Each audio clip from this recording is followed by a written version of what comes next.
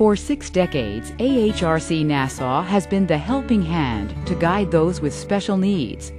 Children, adults, families, and future generations can live, learn, and achieve their dreams because of the sacrifice and shared vision of dedicated parents. This is our story.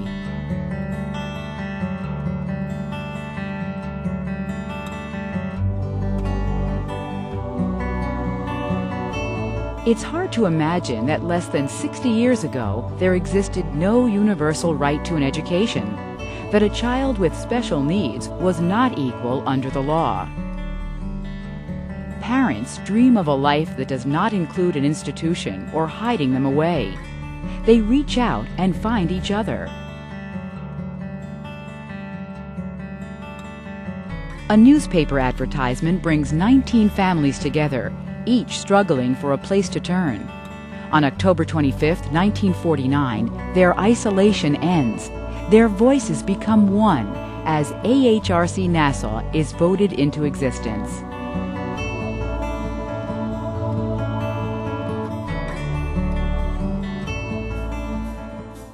A small summer day camp is the first of AHRC's programs. This program's unprecedented success fails to meet the community's growing needs. Year-round schooling and vocational programs open to provide pathways, allowing children to grow and live in the neighborhoods they call home. Family by family, block by block, neighborhood by neighborhood, the AHRC auxiliaries form to raise awareness and funds for these groundbreaking initiatives. AHRC auxiliaries remain a backbone of support and advocacy into the present day.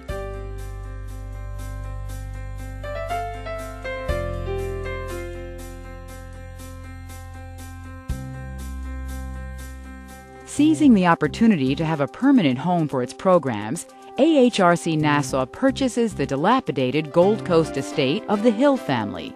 Families personally guarantee the funds needed to secure the 20-acre estate for their children and future generations.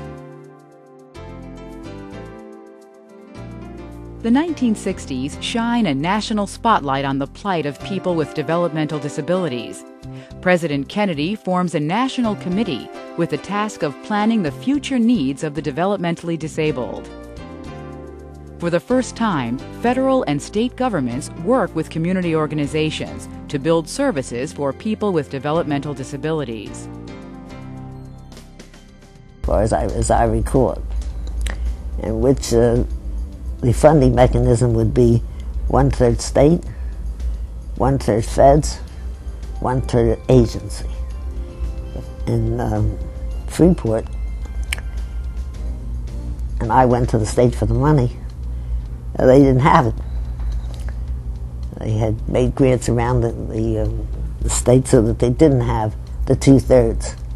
What they actually had, I think, was about half, 50%. And it was up to us to see what we could do about running it for the other half, which we didn't have either. But we did open. We did get it built. This funding makes it possible for AHRC to build the Martha and Louis Silver Children's Education Center in 1968, as well as the Sheltered Workshop in Freeport in 1971.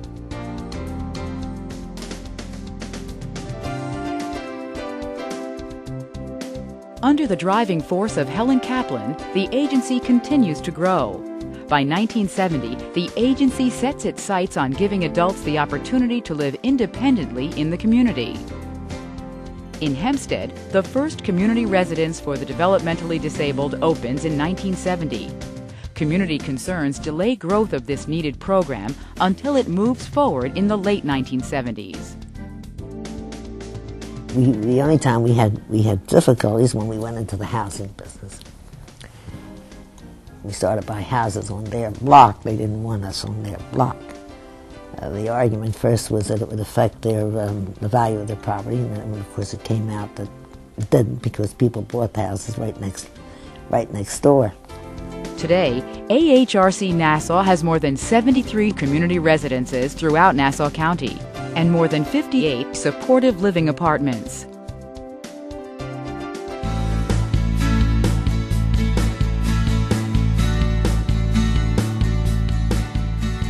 In 1988, co-founder and executive director Helen Kaplan retires.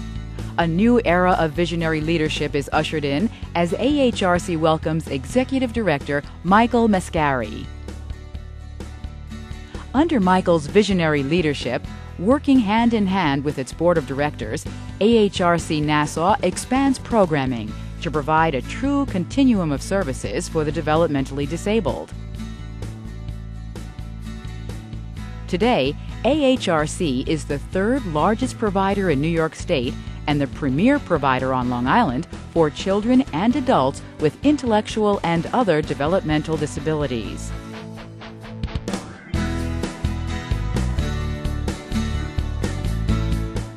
Through 6 decades of changing attitudes, perceptions, and growth, one constant remains: parents who dreamed of a better life for their children, and the community who worked alongside them to make it a reality. Waves of change rippled across our communities, state, and nation because of the unyielding spirit of people like you.